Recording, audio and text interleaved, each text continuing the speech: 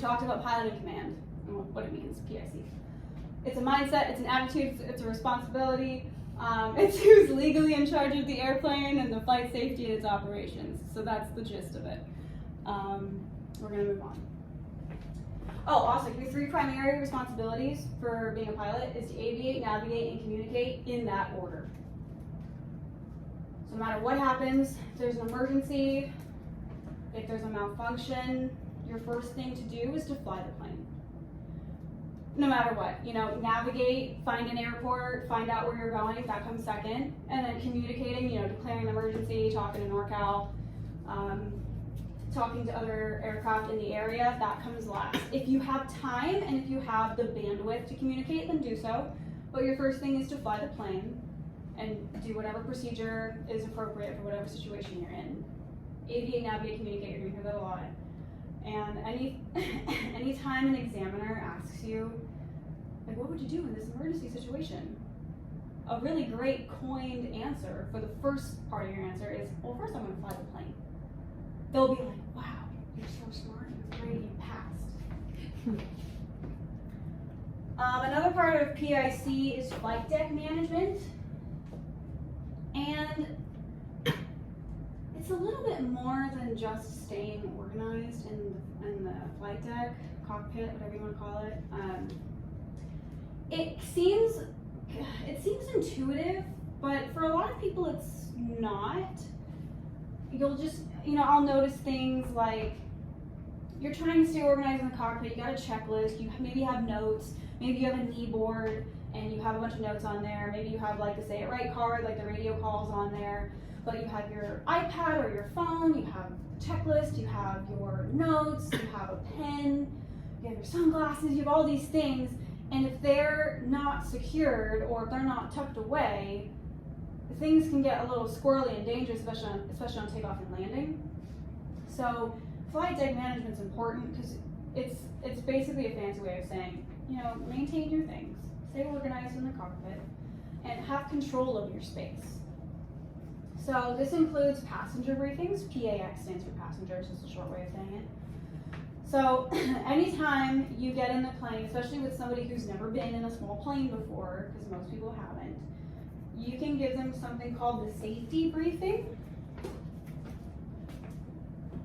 And it's another acronym.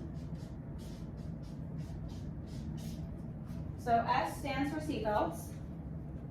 Show the passengers how the seatbelts operate, how to buckle in, how to get out. If you think about whenever you go on a commercial flight, the flight attendants give you a briefing, it's the same thing, except it's you. You're the flight attendant and the pilot. So show them how to operate the seatbelt, especially if they have to get out in the case of an emergency. A is air vents. Show them where the air vents are, especially if they get motion sickness. You want to let them know, like, okay, we'll put the air vent directly on your face. It'll help with the motion sickness, especially now because it's hot. F is fire extinguisher, if there is one. I don't believe the Cessna 150 has one. I think the Piper does. But just letting them know, hey, we have a fire extinguisher, and here's what we're going to do in the case of a fire. We're going to get out. That's what we're going to do. And E is exit/evacuation plan. Show them how to operate the doors and the windows, how to open, close, and lock it. And in terms of if there's a fire, you're going to tell them where to exit. So most likely the fire would be in the engine. So you're going to tell them, you're going to get out of the plane and exit at a 45-degree angle towards the tail, for example.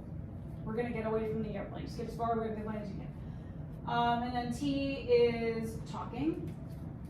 You can say talking/traffic. So with you're taking up your friends and your family, they're super excited, you're a pilot, wow, they can't believe it. They might be really chatty. You're going to be very busy on takeoffs and landings, and in the traffic pattern, you got to let them know. So what you can tell them is, okay, so when I'm getting ready to take off and landing and do my landing, there's a lot of procedures I have to do and I have to prepare, so I'd appreciate if you keep talking to a minimum.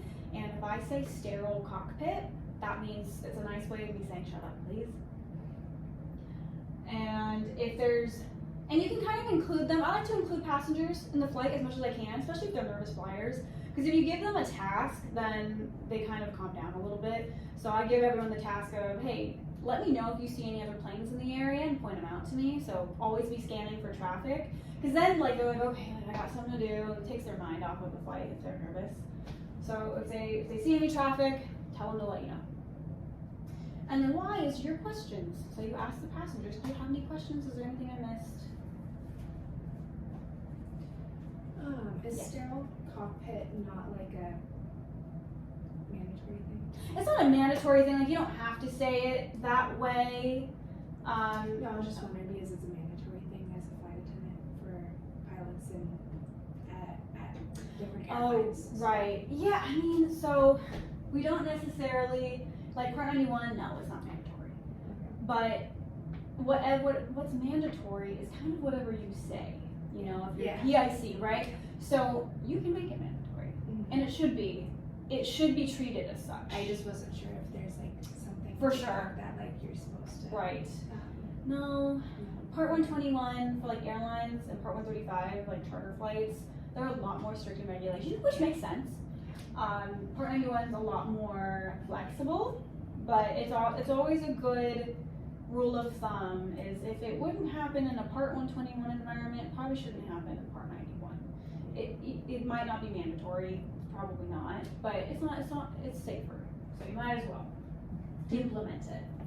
Do you, my CFI, used to say, or he made me do, if you lose an engine on taxiing, or like, if you're, a certain amount of feet, on takeoff, what you would do. Yes. So do you tell your passengers that also? Yes. So that's part of the briefing. So you do the safety briefing before you get in the plane. You get in the plane, you start the plane, you do like a taxi briefing. So taxi briefing can be super simple. It could just be like, I'm gonna taxi from here to there, and this is how I'm gonna do it. And we're gonna look left and right, I'm gonna test my brakes. And again, if you see anybody taxiing towards us, let me know. But you know, we're gonna take off of runway 16 at McClellan, I'll get there via Alpha, and I'm gonna take off from the Charlie intersection. So you just kinda let them know what runway, how you can get there. You can tell your passengers that, you can definitely tell your CFI that, definitely tell the examiner that. These are all briefings that you should practice with your CFI, and everybody kind of does it a little differently, so you know, you kind of adapt your own style. Most people kind of just copy what their CFI does, maybe add their own pizzazz to it. Taxi briefings are pretty short. I mean, I guess it depends on if you're at a busy airport or not. If you're at a towered airport, it might be a little bit longer because they have more taxiways usually. But then the takeoff briefing, yes, 100%. And I kind of split the takeoff briefing. There's different ways to do it. I basically just say, here we are at runway 16. We got 10, and you know, if I'm all the way at the end, I'm like, we got 10,500 feet of runway. Winds are calm. We're gonna take off. I'm gonna do a right crosswind departure, or I'm sorry, I'm gonna do a right downwind departure to the north. We're gonna go do some air work west of Lincoln. If anything happens on the takeoff roll, any anomalies, any of the oil gauges are in the red, engine's making weird noise, we don't have full RPMs, it'll be my controls, I'll pull out the throttle, I'll get on the brakes, I'll taxi off. We'll figure out the problem off the runway. If anything happens in the air, when it comes to 16 at least, if I am before the jet center on takeoff, I'm gonna come back down and land, because we have enough runway to do that. If I don't have runway remaining, but I'm below 1,000 feet, I'm gonna do shallow turns only and pretty much land straight ahead, probably on either the golf course or on 80, if it's not busy. If we're 1,000 feet or above, I'm gonna turn back around and land on 3-4. And then depending on the level of the student, I'll be like, it'll be my controls, my communications. I ask that you stay calm. If they're, you know, post solo, they're pretty capable, I'll be like, my controls, but you can handle the comms. Or you can help me run checklists if we have time. It just depends. If it's another pilot, you know, if it's with another pilot, it's almost more dangerous because you got two pilots and who's in control, like who's more comfortable with the plane. So you really have to trust the pilot you're flying with, because I've flown with other CFIs that have control issues, to put it lightly. And if you don't set that boundary, you can be in a very dangerous situation, because now you have two people fighting for the controls. So in terms of flying with another pilot, who's more comfortable in the airplane? Who's more proficient?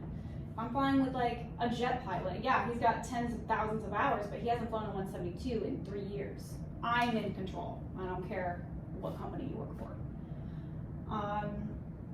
If I haven't been in the plane in a hot second, you know, and I'm flying with someone who's a little more proficient, I'll be like, and if you're comfortable, I'll give the controls over to you. I can handle the communications. And so you just establish that boundary with them, but that's all part of the takeoff briefing. With a passenger, non-pilot passenger who has no idea about any of this stuff, I still do the basic takeoff briefing, and then I kind of end it with like, but I don't expect any of that to happen today, so, and then they're like, okay. So, is it too late? right, they're like, can we go back? I had a discovery flight today, and I did this whole briefing, and they were just like, okay, yeah, we trust you. And I was like, well, I certainly hope so, because we're going. So yeah, I give the briefing to non-pilots, my students. Well, actually, at some point, I have the student give it to me, and then with another CFI, it's a little bit more strict with another CFI, because I'm just like, I'm in control, or you're in control, whatever. So yeah, you'll run into that when you fly with other pilots, yeah. So that's only for the initial takeoff. Do you do a briefing at each airport if you're doing like stop and goes and stuff? So that's a question. Stop and goes, not necessarily. If anything, it'll be like, there's different types of takeoffs, so I'll be like, okay, normal takeoff, staying in the pattern. Okay. And that's kind of it. Yeah. If it's a touch and go, I'd rather you just fly the plane, because touch and goes are fast. Mm-hmm. If you do a full stop, and then you taxi back, I'll kind of do an abbreviated one, and I'll be like, hey, same takeoff rules apply. Anything on the takeoff roll, my controls, throttle idle, get on the brakes. Anything in the air, still my controls. If I can land on the runway, I will. If not, straight ahead. So it's a little abbreviated. Okay. But full stops for sure. Stop and goes, just a little bit. I don't know. I think it's off. Why do you do that? I'm trying. I don't know. Checklists are checklists, not do lists. Right now they're do lists for you because you're getting used to it. But as you fly more, they should become more of a flow. They should just become something that you memorize. So like before landing, you know, there's the C-gums check. Have you guys heard of that? C-gums. This is really only relevant in a carbureted plane, which both of ours are, so that works. C-gums. C is carb heat, as required. In the 150, you don't really need the carb heat until you're outside of the green arc on the tachometer. G is gas, make sure it's on. In the 150, it's either on or off. If it was off, you would have known a long time ago. In the Piper, you want the gas on the fullest tank, left or right. Undercarriage, those are your wheels. In this case, they're always down. So I include it though, even if I'm in a fixed gear airplane, because one day you might be flying a retractable gear. The last thing you want to do is forget to put the gear down. So get in the habit of checking for the gear now. That way it won't be such an issue when you get into a complex aircraft with retractable gear. I'll say something like, they're down and welded, or they're down and bolted, because they're always down. But that way I don't forget next time. And then M is mixture, with the mixture where it should be. Usually if you're landing, it's probably going to be full rich. P is power settings / propeller. Once you get if you get into constant speed propellers, you can actually change the pitch of the propeller with a blue knob. So usually you'll land with the prop full forward. In these planes, we don't worry about that. But again, if you get in the habit of it now, it won't be an issue to learn later. Otherwise, just check your power setting. Make sure it's at a power setting you like. And then S is seatbelts and switches. Make sure your seatbelts are on. All the appropriate light switches are on. In the Piper, we land with the fuel pump on, so make sure the fuel pump switch is on. And that's a flow. And then, if you have time, you pull out the descent checklist and you make sure you didn't miss anything. But this is part of flight deck management. You know the airplane well enough to know the flows, know everything that needs to be on and off during whatever phase of flight you're in. Organization I kind of talked about. keep everything organized. You have your iPad. I recommend getting either like a knee board for it, so it's strapped to your lap, or like a mount for it. The 150, we don't have a whole lot of space, so yoke mounts are a good option. I think I like knee boards in the 150, but it just depends. You know, some people, everyone's different. But have it organized so it's not sliding all over your lap, it's not falling on takeoff. Don't put it on top of the panel, because as soon as you take off, it's just gonna shoot at your face. You know, have 2 pens. One of them's gonna drop at some point, you're gonna lose one. The checklist, in the 150, it's pretty easy to just slide it between the seats and just keep it there, but other planes, there's usually like a pocket you can put it in. I'll like kind of put it under my thigh and just fly with it there, because then it's easy just to whip out and look at it. Have a spot for everything. If you have your bags in the back, if they're on a seat, put the seatbelt on and put it back. Strap it all in. If there is no, in the 150 there's no seats, so you know, just try to get everything organized back there so it's not all shifting around. You know, if you have like a water bottle that leaks or something, try to put it in a way where it's upright and it's not gonna fall down. So just basic organization. Avionics, knowing how to work the avionics, knowing how to tune frequencies. Eventually you guys will kind of be more responsible for that. Your C5s right now are probably mostly doing that. Knowing how to use the GPS, that kind of comes later. But that just comes with flight deck management. Using all of the resources that are available to you to make your workload a little bit lighter. You might get into a plane one day that has autopilot. Learning how to use the autopilot appropriately. Not depending on it, but knowing how to use it to your advantage. Like if you're in a high workload phase of flight, autopilot might be a good idea to be comfortable with. And then some mistakes you can make are getting distracted. You drop something and you're taxiing and you're trying to pick it up while taxiing. Now leave it there. Wait till you get to the run-up area, come to a full stop, and then you can grab it and put the brakes on. Kind of comes with the sterile cockpit thing. Flying with friends or family, they might be chatty. Hey, sterile cockpit, I'm focusing. Anything on uncertainty, if you're flying a plane you're not super proficient with or comfortable with, you can avoid uncertainty by flying with someone who is comfortable in that plane. Making sure you know you're very familiar with the systems of the airplane, you know how to troubleshoot any issues. Sometimes you guys will encounter on the mag check, the magneto check on the run-up, sometimes the RPMs drop a little bit too much. It's usually on the left mag, and your CFIs will show you how to do it, but usually what happens is if you have a mag drop that's too large, there's like a lead deposit buildup on the spark plug inside the cylinders, because maybe somebody was flying at the past flight with the mixture too rich, so there was too much fuel going into the engine. Not all of it really burned off, so it kind of got built up and left over, like kind of like a gunk on the spark plug, so it's not firing as much as it could, and that affects the mag check. So it'll drop too much because it's not firing enough. So what you would do is you would try to burn it off. So you would lean the mixture until the engine kind of started running rough and increase the power, and then just put the mixture back in to where it's running a little bit smoother. Leave it there for like a minute to burn it off. You're running the engine hot on purpose. And then you put the mixture back in, you do the mag check like normal. It usually fixes the problem. If it doesn't, I wouldn't try that more than twice, and if it's still not working, just call a flight. You can fly with just one mag, but I wouldn't, is why. Complacency, kind of with the autopilot. You can become too dependent on autopilot and your hand flying skills kind of deteriorate. You can get too comfortable in an airplane. You can be just too proficient in an airplane that you kind of skip over things.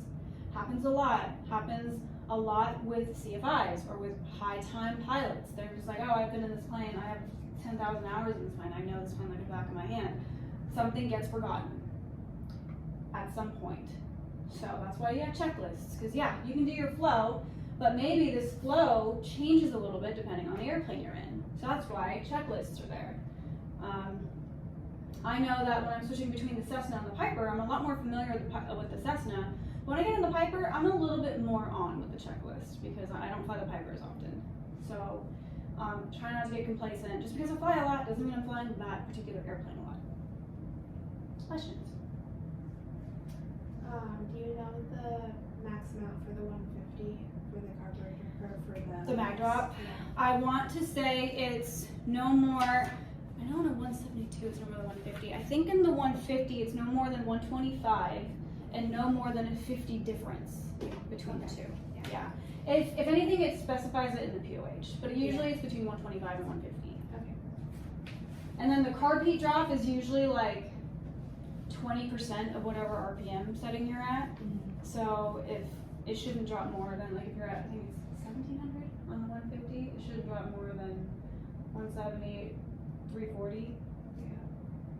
Is that right? 340? Yeah, 340. If it drops like 500 with the carb heat, I'd be a little concerned. Probably wouldn't go. Cool. We're gonna stay with the presentation. Okay, now we're talking about airspace. So this kind of comes with PIC because you need to be familiar with the types of airspace that you're flying in. Airspace is designated based on like the density of the activity and also the complexity. You have class Alpha, Bravo, Charlie, Delta, Echo, and Golf. And in some other countries you have a Foxtrot as well. We don't have that here. And you have 4 different types. You have controlled, uncontrolled, special use, and other.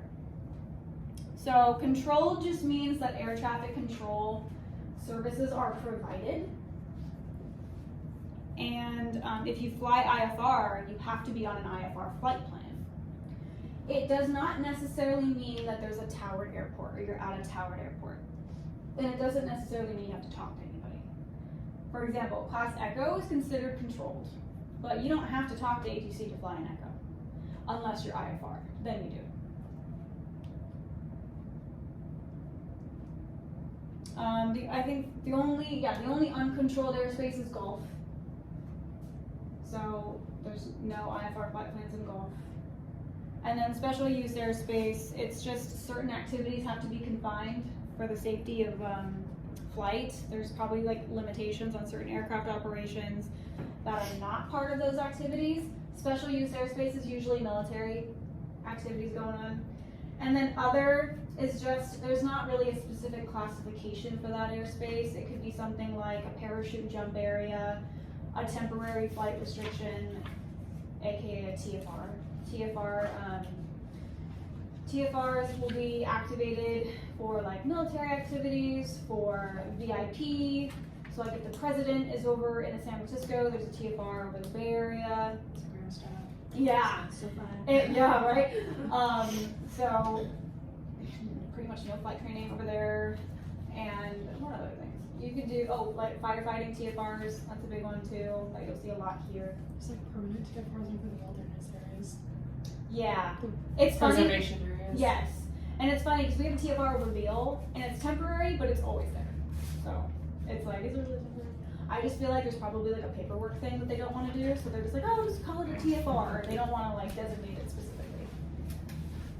Anything else on that? I think that was it. Yeah. Each airspace has its own weather minimums and its own equipment requirements. Some of them have communication requirements, and we'll dive into that. So class Alpha, you don't have any VFR weather minimums because there's no VFR flights allowed, IFR only. And it starts at flight level 180, which is 18,000 feet.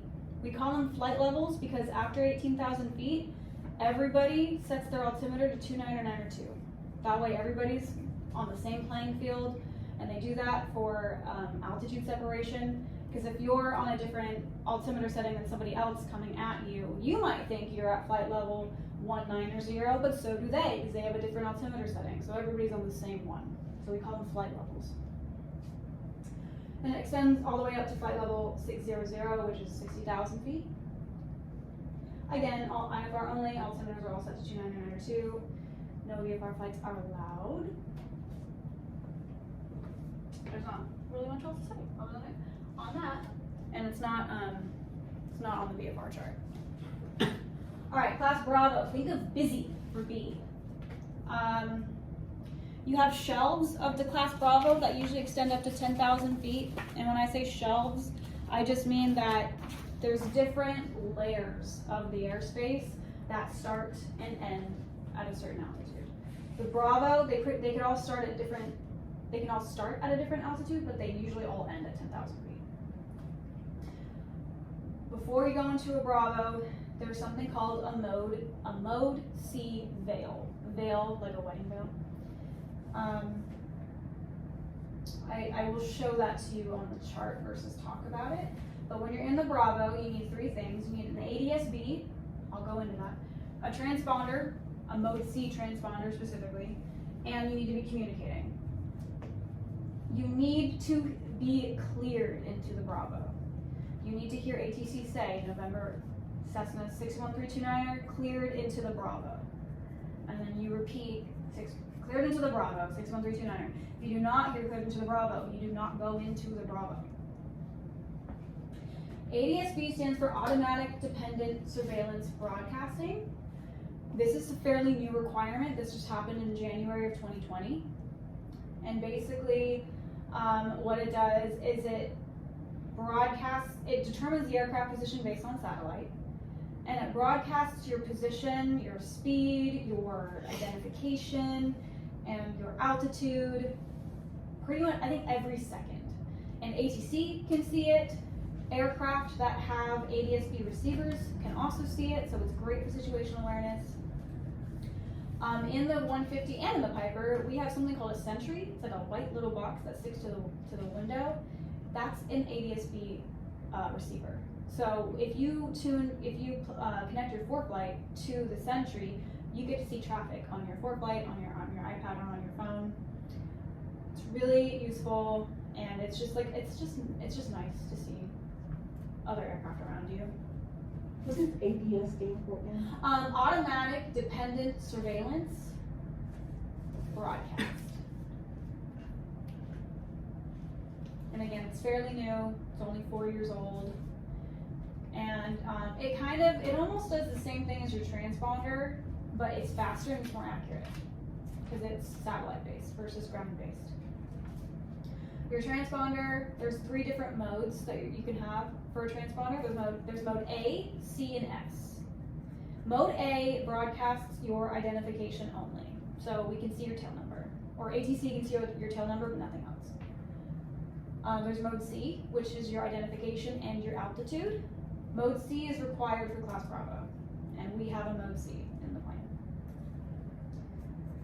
So they can see altitude and identification, and then you have to be communicating. You have two-way radio communications, that's required.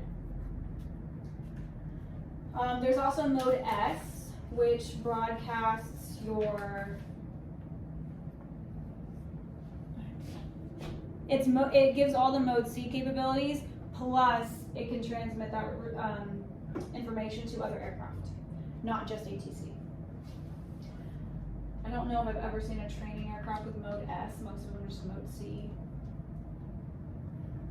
And then mode A, no one really uses that anymore.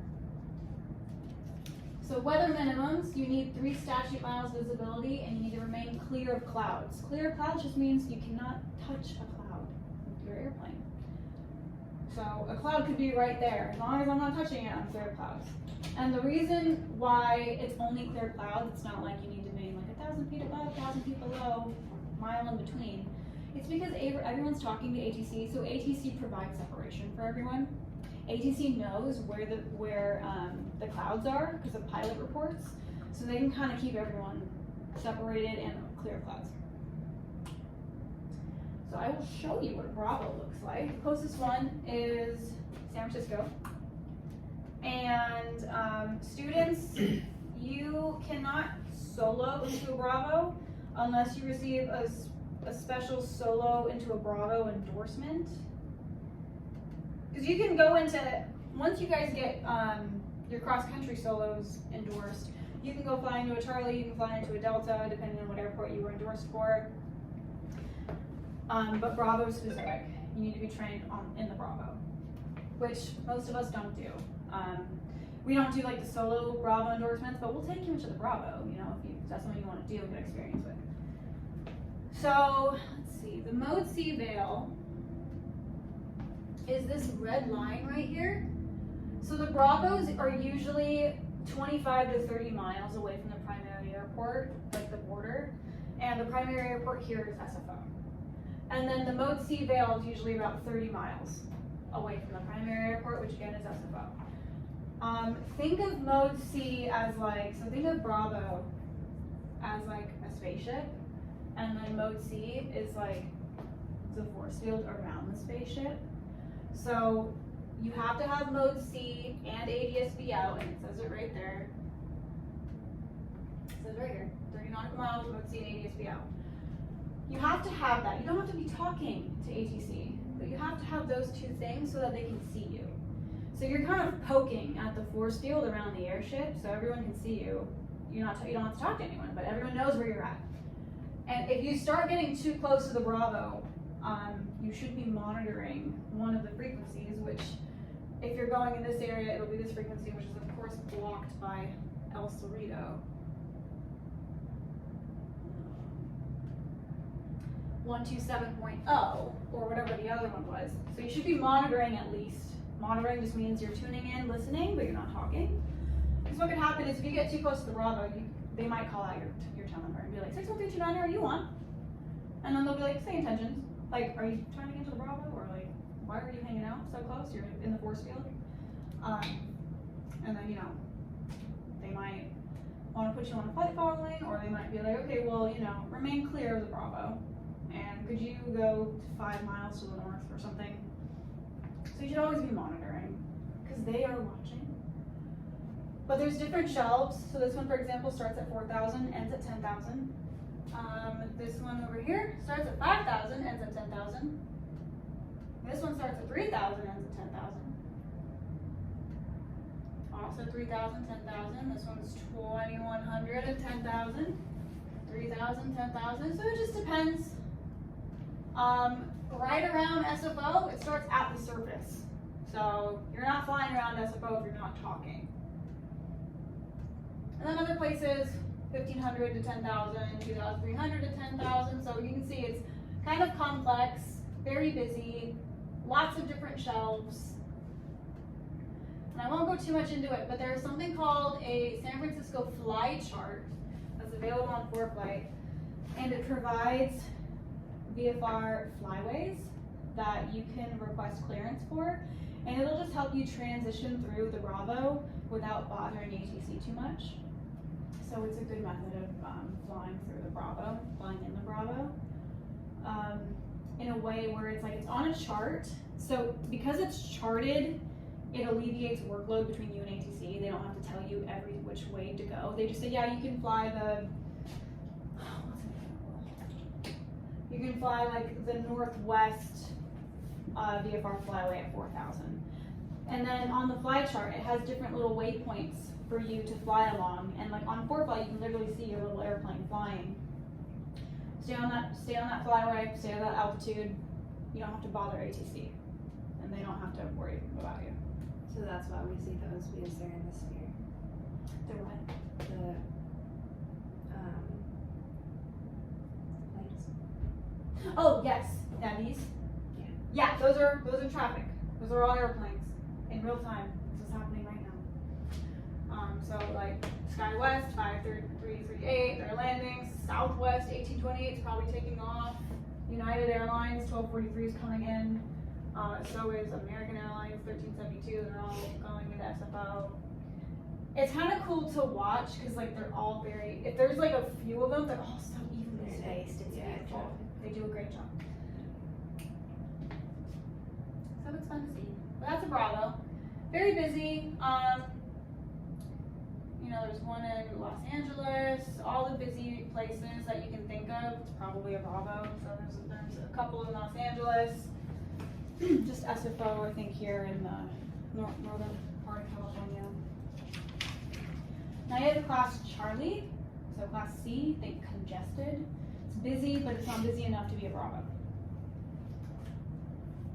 So your weather minimums are 3 statute miles visibility. You need to maintain 1,000 feet above the clouds, 500 feet below, and 2,000 feet horizontal distance, so in between. There are 2 shelves with a Charlie. You have an outer shelf and an inner shelf, and they both usually end at around 4,000 feet AGL. AGLs above ground level. This also requires ADS-B, mode C transponder, and communication when you're inside of it. You don't need to be cleared into the Charlie, but you have to hear them read back your tail number. So you don't need to stay cleared into the Charlie. You just have to, if you're on a flight following and you're going towards a Charlie, if they have said, 6139 radar contact, then you can go into the Charlie. If they say Cessna 6139 standby, you cannot go into the Charlie.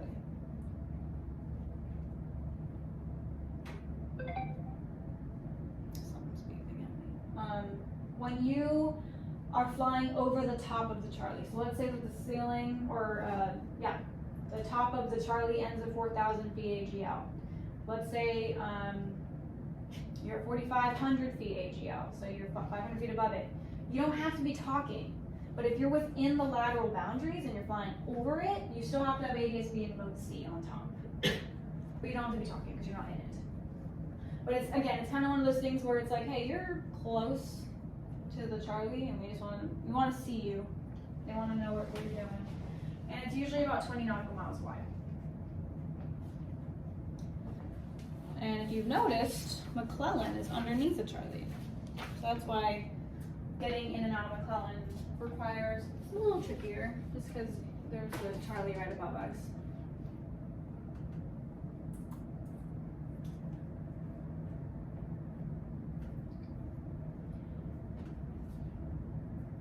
Alright, so here's McClellan, and then here's the Charlie. It's the solid magenta line. Here's the outer shelf, all the way around here. And then here's the inner shelf. It's a weird shape because you have a little airport right here. It's a private flight strip that's not part of the Charlie, so they separate it in that way where it's like, okay, you can take off out of there without worrying about being in the Charlie.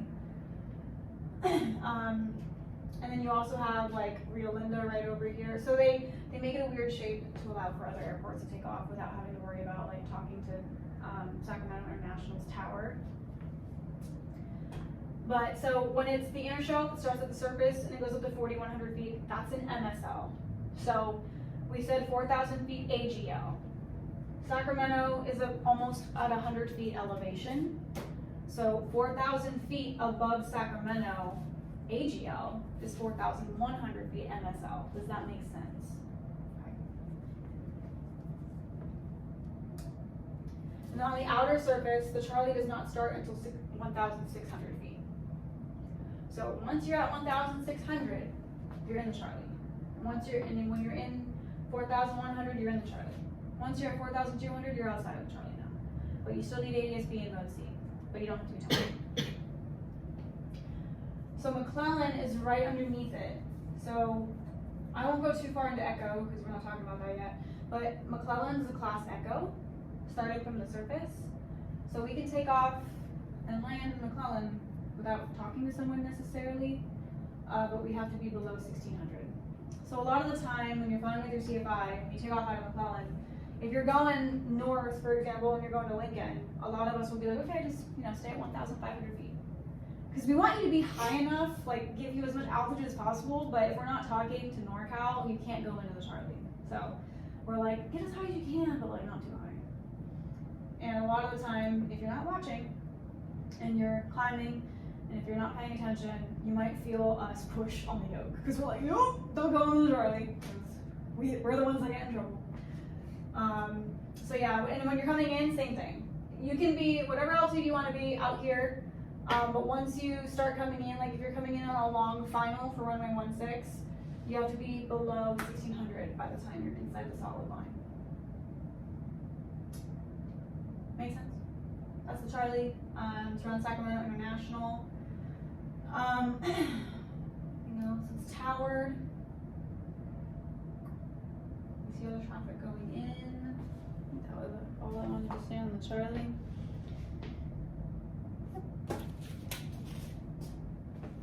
Alright, now we're going to talk about Delta.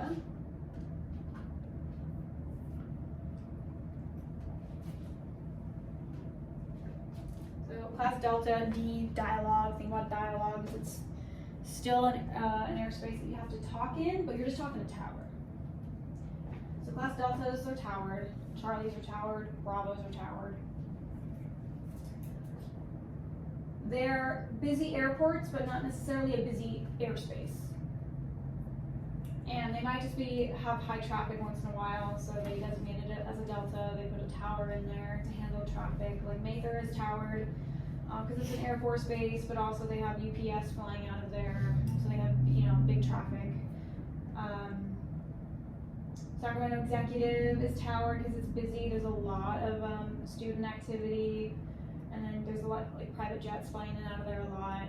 McClellan's trying to become towered. They're gonna become towered at some point, so it'll probably it might become a delta. There's once in a while you have an Echo that's towered, so I don't know if they're gonna keep McClellan as an Echo but tower it, or if they're gonna change it to a delta. I feel like they might not be able to because it's underneath the Charlie, but I don't know. Rules and dimensions. So usually it's about a 4 nautical mile radius, so 8 miles wide. I think the one at Mather is a little bit wider, but it's usually around 8 miles wide, and up to 2,500 feet AGL. So again, AGL. And then all you need is two-way communication. You don't need to have, technically, I shouldn't say that because now it's kind of required everywhere, no matter what. But you don't need necessarily a mode C transponder. Everybody is required to have ADS-B, so I'm not going to say you don't need it, but they haven't changed the regulation formally yet, so they just say, oh, two-way communications, but you need ADS-B out as well. You need to talk to tower before you go into their airspace. Weather minimums, 3 miles visibility, 1,000 feet above a cloud, 500 feet below a cloud, 2,000 feet in between. Does that all make sense? Distance from a cloud? Okay. How do you gauge that? So, so the main way, like if you're taking off out of the delta, it'll report the ceiling. It'll be like, broken at 2,500. So that's kind of your gauge, where it's okay, I'm gonna take off out of Mather. I have a 2,500 foot ceiling. Clouds are reported in AGL. So you take the elevation of Mather, which I feel like is like around 100, so I'll say 100 feet, plus 2,500 feet AGL, it's 2,600 MSL. So okay, if the clouds are at 2,600 MSL, I cannot fly above 2,100 MSL. Okay. So it's just the cloud line. Yeah, it's like the base of the clouds. In terms of like in between, like horizontally, honestly, there's not a great way to gauge that. And the clouds, they look a lot closer than they are. Depth perception is really weird when you're looking at a cloud. What I do sometimes is if I see a cloud far away from me, I'll look if there's like an airport below it, or if there's like an obvious landmark. I'll look at the VFR sectional, find that landmark or airport, and I'll see how far away it is from me, my plane, and then it'll be like, oh, you're 2 miles away. Now, it'll look like it's super close, but it's actually 2 miles away from me. So that's kind of how I play with it. Yeah.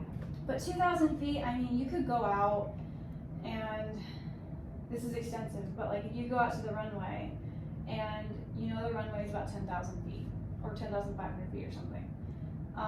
If you can break up, like, I think if you start at the threshold and you go down to Bravo, I think that's at least 3,000 feet. So if you can see from here to Bravo, that taxiway, okay, I know that distance is 3,000 feet. So if a cloud were that distance, that's 3,000 feet.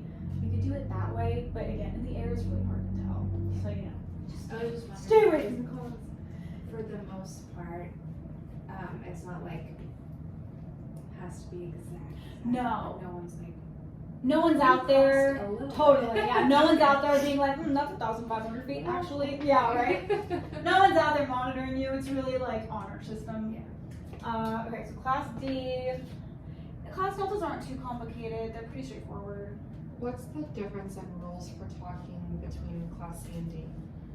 So Class C and D, with the Class Charlie, you'll probably talk to NorCal approach before getting in there. With a Delta, you really just have to talk to the tower. Like, so if you're going into like Mather, you just have to talk to the tower. If you're in the Charlie, you're probably talking NorCal approach or departure first. That's the main difference. I mean, they're both towered airports, so if you're taking off, not much of a difference because you're still talking to ground and tower. Coming in though, it's like, okay, there's one extra step between you and landing in a Charlie versus you in a Delta. A little bit less busy. So just you and tower. So you can see this is where their ceiling is at. This is where the Delta stops. It's 2,600 feet. Again, it's 2,500 feet AGL. Mather's roughly 100 feet in elevation. So 2,500 plus 100, 26 for MSL. And then they're pretty much saying that Sacramento is sea level because it's 2,500 MSL. And their elevations are in italics. So Mather's 98, basically 100, that makes sense. Sacramento Executive is 24, makes sense. So 2,500 feet AGL is pretty much 2,500 MSL. And sometimes, I don't know which airport off the top of my head, but sometimes you'll see a minus sign in front of that number. That just means that it is up to, but not including this number. So if you see a minus sign in front of the 26, that means the Delta goes up to, but not including 2,600 feet. So you can, if you're at 2,599, you're at the Delta. Once you're at 2,600, you're no longer in the Delta. But most of the time, it's just there. So this is including 2,600, that's including 25. And they're designated by this dashed blue line. So we have two right next to each other.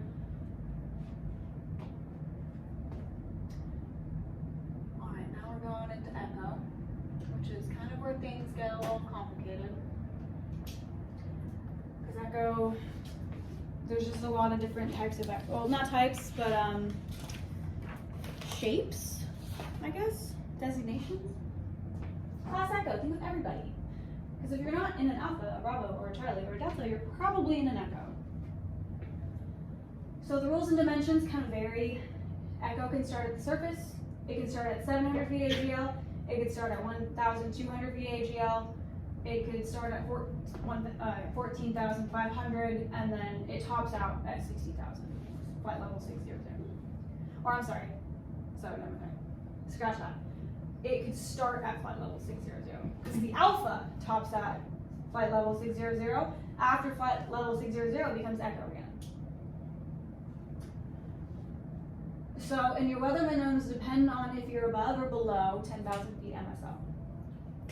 If you're below 10,000 feet MSL, it's the 3 152s. It's 3 statute miles visibility, 1,000 feet above, 500 feet below, 2,000 feet horizontal. If you're above 10,000 feet, it gets bigger. You need more. You need 5 miles visibility now. You need 1,000 feet above still, but now you also need 1,000 feet below, and you need 1 statute mile in between clouds. This is because if you're above 10,000 feet, you're probably up there with a lot faster aircraft. You need more reaction time. You need more separation. Because they could be popping in and out of clouds, and if you're not far away enough from the cloud, you know, that could be a dangerous situation. So below 10, 3 152s. Above 10, it's 5 1 1 1. For Echo, there's also something called transition areas. So the whole point of why we have Echo starting at different points, different altitudes, is to protect approaches and departures for IFR traffic. And I'll kind of show you, I'll show you one, because it's a little confusing. So most of the airspaces you see are kind of like a circular shape. And for the most part, Echo is too, except when there's a transition area involved. I think there's one. So here's an example. This is a class Echo that starts at the surface around Ukiah. So if it's dashed like this, the dashed magenta line, it starts at the surface. And you can see it's kind of weird. It has different weird shapes. There's probably an instrument approach and an instrument departure off of each side of the runway. So by making this whole little area an Echo, it's a controlled airspace. If the weather minimums are marginal, if there's IFR weather, only IFR traffic can be in these areas to approach and land or depart. There's no VFR traffic out of here. Because VFR traffic doesn't have to talk. IFR does. So VFR could be not talking, IFR is coming in and out of the clouds, and if there's no separation, you can have a conflict. So this protects IFR traffic. It's called the transition area. So all the way out here, if it's IFR weather, from the surface up to, I believe in this area it's 1,200 feet, you need to be on an IFR flight plan. So no VFR traffic's taken out, everyone's separated, everyone's safe. This, for example, this fuzzy magenta line, that's a class Echo that starts at 700 feet AGL. So that's not really a transition area. It's just one of those Echoes that start a little bit lower, probably because there is an instrument approach, so it still does provide that separation. It's just not as like cut out and as structured as this one. Because for the most part, most of the time, Echo starts at 1,200 feet AGL, and then it goes up to 14,500 feet MSL. But in here, it starts at 700. Same thing at Auburn. If you ever fly to Auburn, Auburn's also an Echo, starting at 700. Below that, it's a class Golf. And there's an instrument approach at Auburn as well. So we're just protecting IFR, we're providing separation between IFR and VFR. That's why Echo is kind of weird, because you have these transition areas, and you have Echo starting at different places. So Echo's kind of tricky to get a hold of. But the weather minimums, those make sense. Yes? Good? Okay.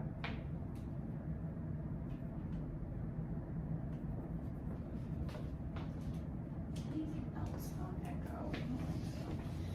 McClellan's a class Echo starting from the surface up to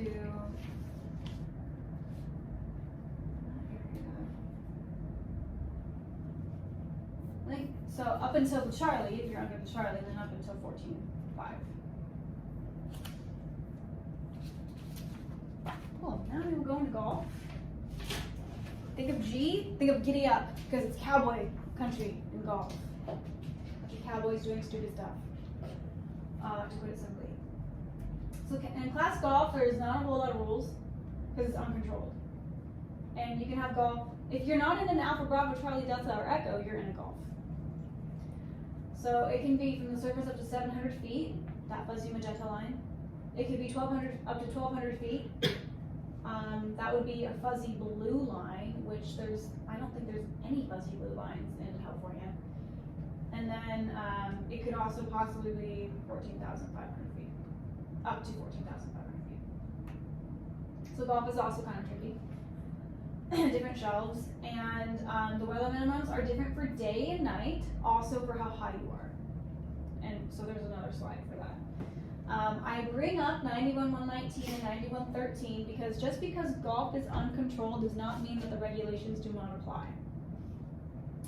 Regulations still apply. You still have to not act carelessly and recklessly, and you still have to maintain that 500 feet above a non-congested area or 1,000 feet above a congested area, the highest obstacle in that area.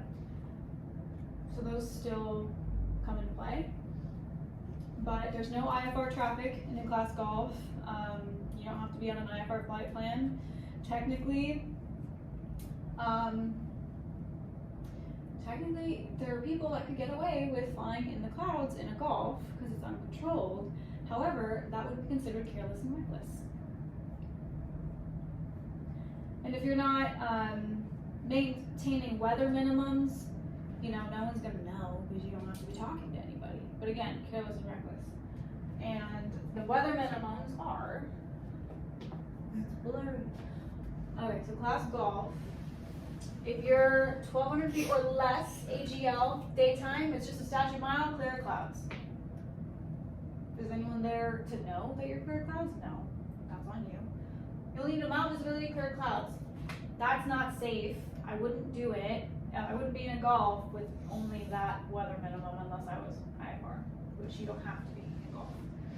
At nighttime, you need more. You need 3 miles visibility. And you need the 152s again. 1,000 feet above, 500 feet below, 2,000 horizontal. The higher you go, the more you need, because you're with other traffic now. So more than 1,200 feet AGL, but less than 10, In the daytime, you need 1 statute mile still, but now you need these cloud clearances again, 152s. Nighttime, 3 152s, 3 miles, 500 feet below, 1,000 above, 2,000 in between. And then if you're more than 1,200 and at or above 10,000, now you need that 5111. So if you're in an airport, let's say in Colorado, and the airport elevation is 10,000 feet, and you're at 1,000 feet, AGL. So you're 11,000 MSL, so you're above 10,000 feet, but you're not more than 1,200 feet AGL. That's kind of where that comes into play, because you have high elevation airports.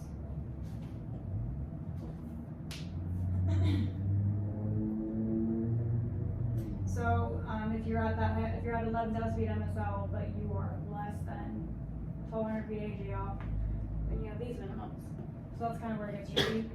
But class golf is tricky because it's like, what else do you do at? Okay, it's a day or night, so it depends. So it's golf. If you're gonna focus on an airspace to get a hold of, golf would be the one, because there's plenty of golf airspace around us that start at 700 feet AGL, and examiners like to be like, well, what weather minimums do you need to take off out of Auburn, for example?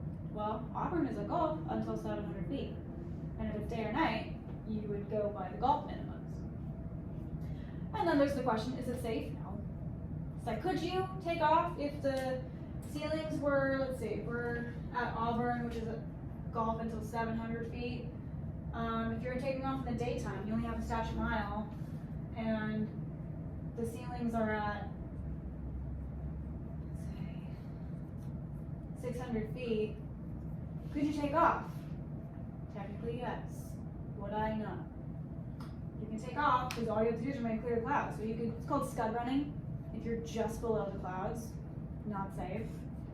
And again, I could argue not legal because it's careless and reckless. So if I could argue it, the FAA could argue it. So don't scud run.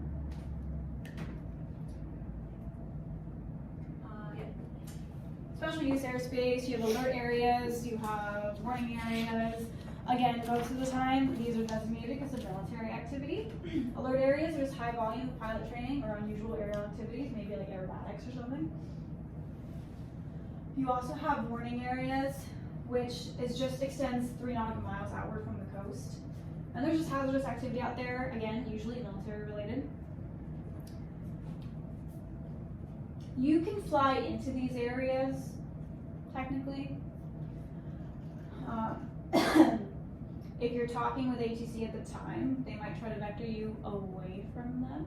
I'll show you what they look like on the chart. And then you have restricted and prohibited. These are regulatory, which means you need permission. Prohibited, you just can't go into. But restricted, you can, but you need permission. And you probably won't get it, depending on your flight. If it's a flight training flight, hell no, they're not gonna let you in. Unusual, often invisible hazards, artillery firing, aero gunning, missiles. Again, they're like probably doing this is like some Top Gun airspace, restricted. And then prohibited, they're just national security, national welfare, cannot fly through. I do say this though to everybody, if you're in an emergency, you can go wherever you want. So if you're on fire and the only airport is in a prohibited airspace, yeah, I'm gonna land there, I'll deal with the paperwork later. But other than that, you can't go, can't fly through it.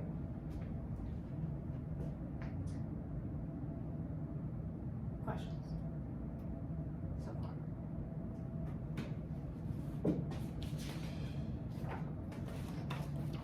I'm going to go through the special use and then I'll show you the ones that are around here.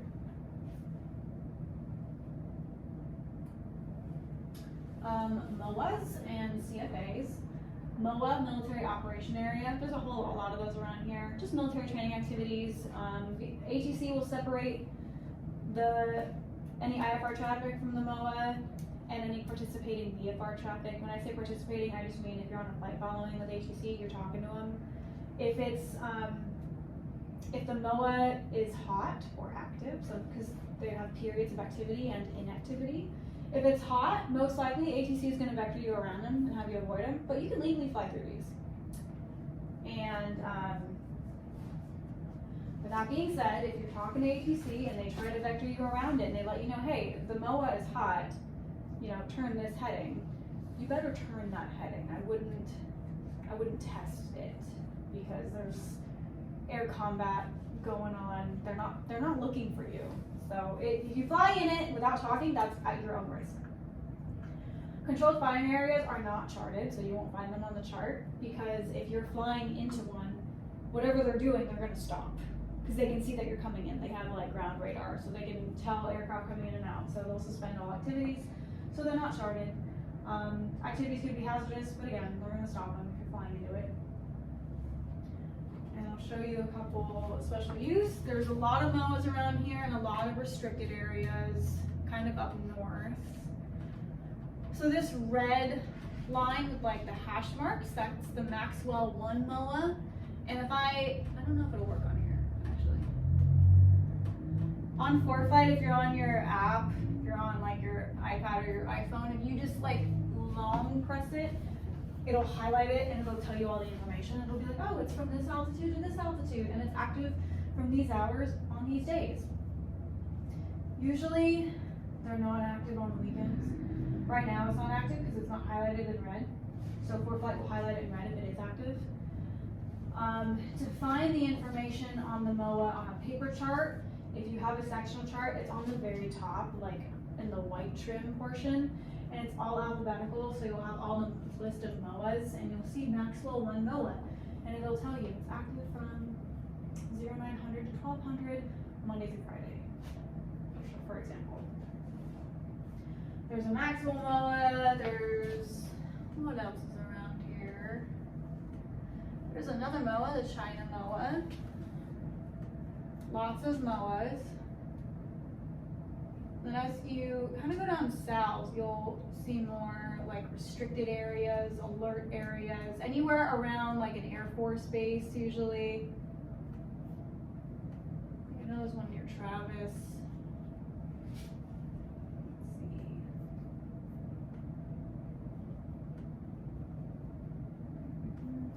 Here's an alert area, designated Alpha 682, Alpha 682. This is probably related to Travis Air Force Base, so that's probably why that's there. And restricted areas are kind of charted the same way. It'll be an R with some numbers at the end of it. I can't think of one right now. And restricted areas are usually charted in blue.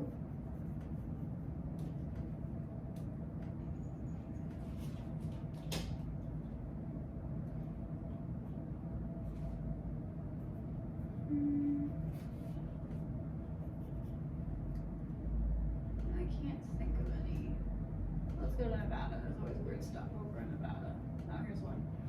So see how this is red? That means it's active. So it's a restricted area 4807 Alpha. That's active. I can click on it. And it's active from 0 feet, so the surface and above. So there's no ceiling. Oh wait. Oh, here it is. 10,000 feet to flight level 600. Okay, so that's the activated airspace. And ZLA, that's the code for LA Center. So LA Center is the one in charge of the restricted area. Then you have other restricted areas below it that are not active because they're not red. And then I think this is probably a TFR. Yep. You have a temporary restricted area that's active in this little circle. Who knows why?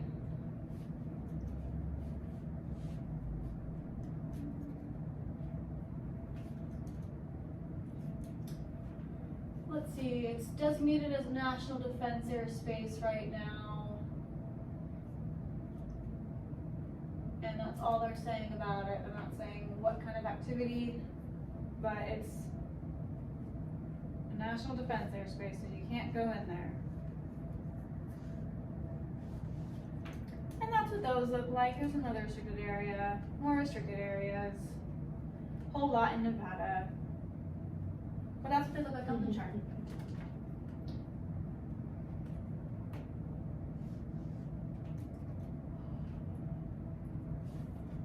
All right, communication. I was kind of talking about it earlier, the different ATC facilities. So you have tower, you have TRACON, TRACON, terminal radar approach control, and then you have center, air route traffic control center, AKA center, Oakland Center, LA Center, Seattle Center, as examples. Radios, usually in the planes you have COM1 and COM2. Me personally, I use COM1 to talk, I use COM2 to listen.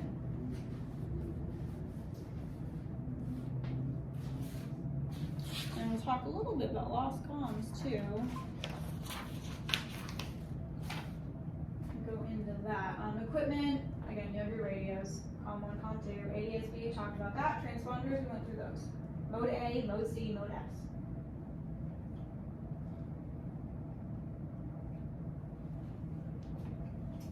I'm going to do a ForeFlight demo because I was just going to show you guys how to use ForeFlight to like look for frequencies. So if we go back to KMCC.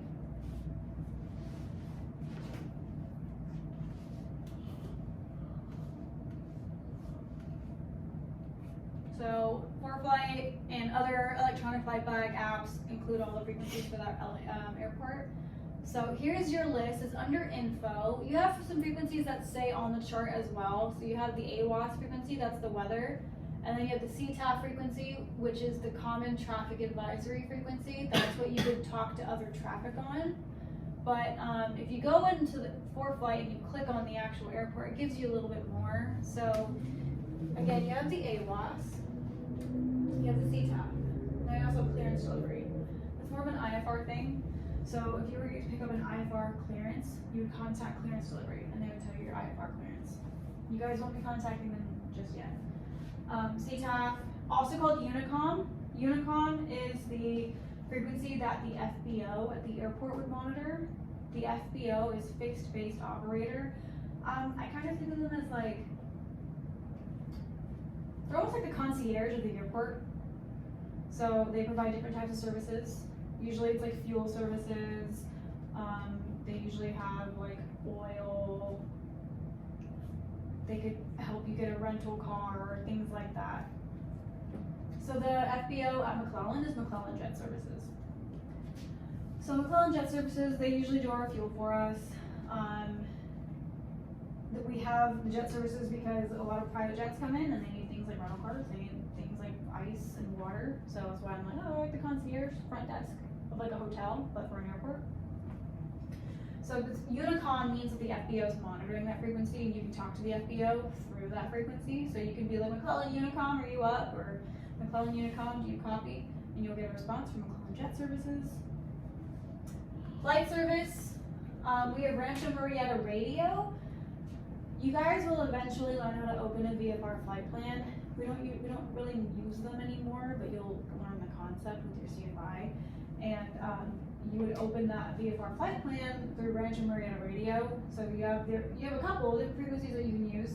I would just use the first one that pops up, 122.2. They could also provide you weather advisories in flight.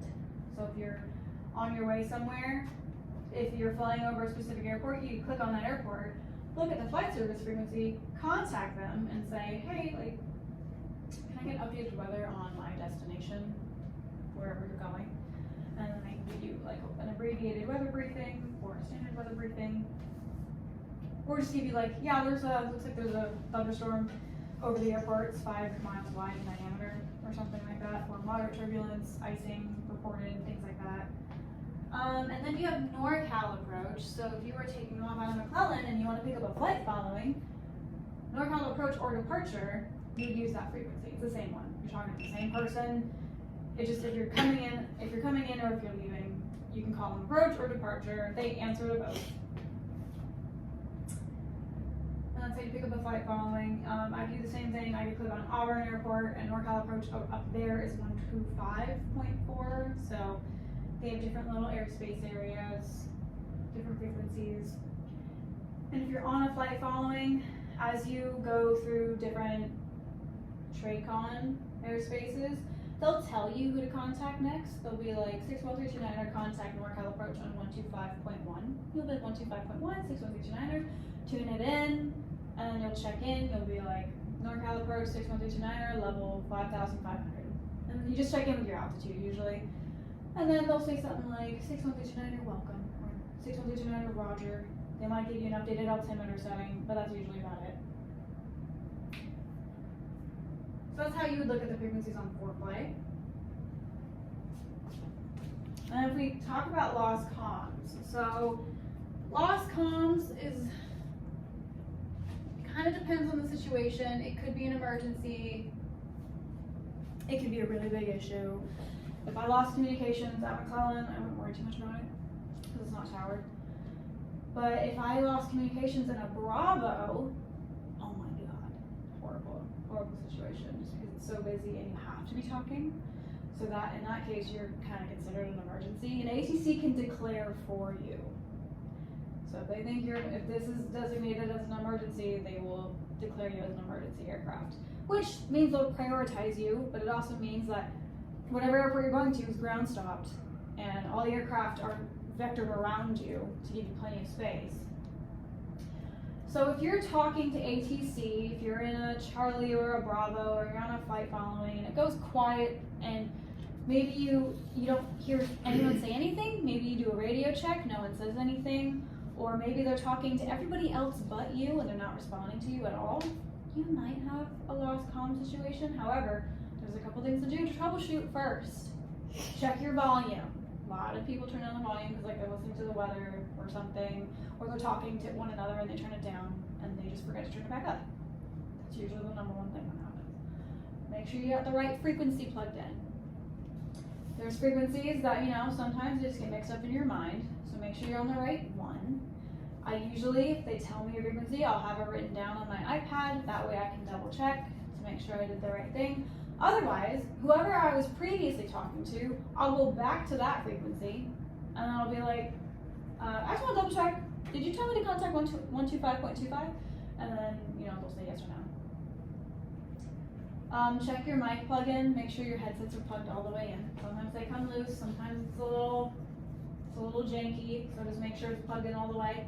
Otherwise, maybe it's the communication antenna on COM 1, if you're talking on COM 1, so try the other one, try COM 2, and then do a radio test on COM 2.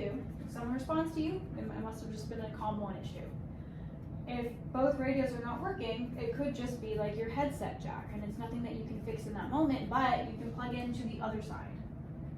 So you can plug in, if you're on the pilot side, on the left side, you can take your plug-in and plug it into the CFI side, passenger side, and then you'd have to use the push-to-talk on that side to talk. Not ideal, but also better than declaring 7600 if it's not really a lost comm situation. If you have another method, use that one. I've had to do that before. It's not that bad. It's fine. It's manageable. Just plugging into the other side, talking on that one works. It works just fine. It's just a little bit inconvenient. But if none of those work, then I would say yeah, you probably have a lost comm situation. Why you lost comms could be an electrical malfunction. Who knows? Could just be an issue with the communication specifically. Regardless, if I'm in a busy airspace and I'm on a flight following, usually they'll give you a squawk code. I would change my squawk code to 7600. That way they know, hey, you might be talking to me, I can't hear you. And also, I would transmit anyway. I would just say, 61329, I'm experiencing lost comms, I can't receive anything. I'm going to transmit into the blind to let you know my intentions, because maybe they can hear you, but you just can't hear them. So you might as well just try. So, if you're going to go land somewhere, like I'm going to go return back to McClellan, I'm going to land on 16, just let them know. Maybe they hear you. That way it's easier for them to, clear the airspace for you and make sure. And they could contact McClellan Jet Services for you and be like, hey, can you let us know when this tail number lands? It's a Nordo aircraft. Nordo means no radio. Or if you go to a towered airport, if you're letting them know, hey, I'm going to go to Mather and I've lost comms, I can't hear anything, then they can contact Mather Tower and be like, hey, you have a Nordo aircraft coming in. And then they're going to get the ATC light gun signals ready for you, and you're going to be, as you're coming into land, you're going to look at the tower, and you're going to see lights.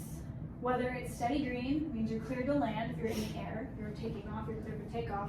I don't know why you would take off if you had lost comms, then just don't go.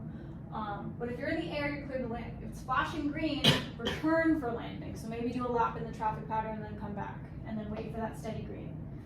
If it's steady red, it's saying, hey, someone else is landing, so give way to them, and continue in the traffic pattern until the steady green. If it's flashing red, it's just for whatever reason the airport's unsafe, don't land here. Flashing white's not relevant for in the air, but if you're on the ground, it means return to the starting point. So if you're taxiing somewhere and you're lost comms, you see flashing white, that means, hey, go back to wherever you parked for whatever reason. Alternating red and green, exercise extreme caution. That's not really a clearance to land or take off. So again, you just wait for that steady green. If you don't get it, then you might want to go to a different airport, because you don't know why they're saying exercise extreme caution. You don't know what hazard is on the ground or in the air. So you're kind of expected to have these memorized.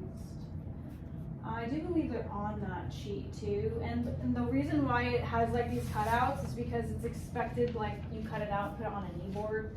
Not everybody uses knee boards anymore, it's more of like an old-fashioned thing, but it is the perfect size for a knee board.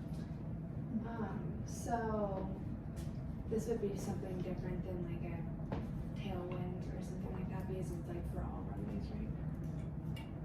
For lost column. For the signals. Like for the it's unsafe, extreme caution, or like any if it could be a weather related thing, Yeah. like that wouldn't be one of the. It could be an issue. They could be like, hey, it's really gusty, there's low level wind shear, exercise extreme caution, but like you wouldn't know because you can't listen. So I mean, that's why I'm wondering, would they send out those signals if that's like one of the options? it could be one of the options, yeah, because it's like if it's a dangerous situation of landing, yeah, for whatever reason they'll do that. And again, like unless I got the steady green, I probably just wouldn't land there. Because if it's low level wind shear, I'm not landing in that, so I'll go somewhere else.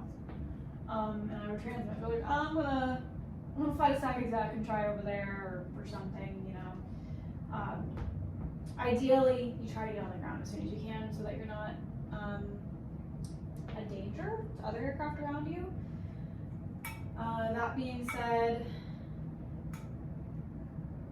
I don't know how to say this other than like, don't be afraid to be an inconvenience. Like, so I think the next slide. Oh no, never mind. I'll come back to that point later. Part of the ACS on this topic wanted me to specify talking about these types of lightings. So REL lights, runway entrance lights, basically are just signaling to aircraft that are crossing or entering a runway that there's maybe an active aircraft on the runway, and you have lights that tell you that. Basically, if the lights are red, they're saying, hey, there's an aircraft on the runway right now, or on a final approach, don't take off, don't enter the runway. And then you have THL, takeoff hold lights, which just provide signal to aircraft that are in a position for takeoff. So there's a picture, here it is. So if you have these lights right now, you can see there's an aircraft crossing, they're red, basically saying, hey, there's an aircraft crossing, don't take off. Once that aircraft is cleared, these will turn off. Or if you're holding short, you have those two solid lines and two sets of dash lines for the hold short lines, like the Mother May I line. If you're holding short and those are along your taxiway center line, they're inside the pavement. If they're red, that means an aircraft's either on high speed on the runway, or it means they're about a mile on a final approach. Basically, you don't take off until they turn off. We don't have these at McClellan. I don't know if we have these at any airport near us, but usually places like SFO will have these things. It's just another way to communicate to people so that there's no confusion. You're not cleared to take off, you're not cleared to land, or you're not cleared to cross if these are red. So if you forgot what tower told you, you have the lights as well to help you with that. So it's just redundancy. That's why they're here. A lot of airport lighting is like that. It's just for redundancy, so no one's confused. And then I just wanted to talk about these like situations that you could come into, because a lot of the time when you get more experience and you get more hours, you can have something called expectation bias. I think it's also called confirmation bias. You could do something so often that you have this idea in your head that it's going to work out exactly the same every time. And then when it doesn't, you don't know what to do. So the danger, it's kind of one of the dangers behind complacency. How do you not get complacent? Well, you put yourself in different situations with a CFI or with another experienced pilot, so that way you develop the muscle of adapting to different situations. You don't get too comfortable. You're always alert, even if you're at an airport you've taken off and landed at 1,000 times. You've done pattern work in there 1,000 times. Never expect the same thing to happen. Clear all of your turns. You know, for example, if I'm in a traffic pattern at Auburn, very familiar, been flying out of there for like 5 years now. I still clear all of my turns. I could have an expectation bias of like, I'm the only one in the pattern, everyone can see me, everyone does the same thing, everyone enters the same way. Until one day someone doesn't. And suddenly someone's doing something unpredictable and I didn't anticipate that. So I always clear my turns, I still communicate all of my legs, even if I'm the only one in the pattern, I still communicate and I just talk to nobody. Poor communication. When you're talking to ATC and even other pilots, you kind of establish trust with them through concise and clear communication. I don't normally run into communication issues with women, but with my male students, they either try to talk too fast or most of the time they try to talk too fast because they see all these videos of how fast ATC talks, how fast pilots talk, they think they have to do the same thing. It's like, no, a lot of the time if you talk too fast, ATC will be like, yeah, can you slow it down? They don't want to deal with you either. So keep it concise and clear. You know, don't go too slow. Don't do ums and ahs, try not to. But you don't need to be an auctioneer on the radio. Say the tail number, especially if it's your first call to ATC. Say your tail number clearly and give them all of the relevant information. Because if you turn what could be one radio call into 12 radio calls, they're gonna be like, oh my God, okay, like, so I really need to walk this person through. That being said, you're a student. Tell them you're a student pilot. That's your way of keeping it clear, of like, hey, I'm a student pilot, this is the level I am at. So I need you to help me out. If you don't tell them you're a student, they're not gonna know. They might tell you to do something you've never done before, you don't know how to do.